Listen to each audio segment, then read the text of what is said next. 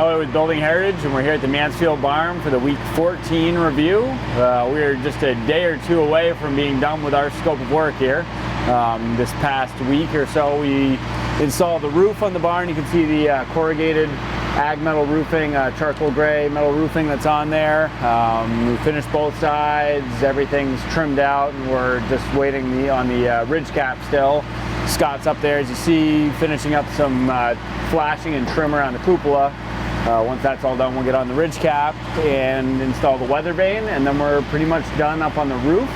We've also been installing windows. You can see the windows on the gable are in. They're not 100% done yet, but they're most of the way there. We finished up some siding on the front. We've also taken the old large barn doors off and enclosed a smaller opening there, so there's going to be a person-sized door with a crash bar on it.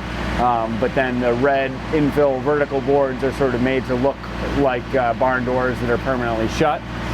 And patched in some new siding there, and we're basically loading a bunch of stuff out right now in the rain.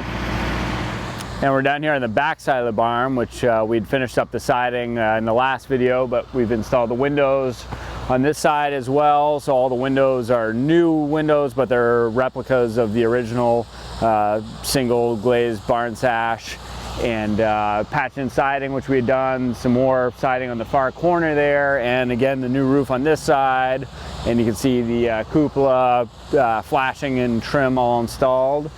And that's just about it, really almost there.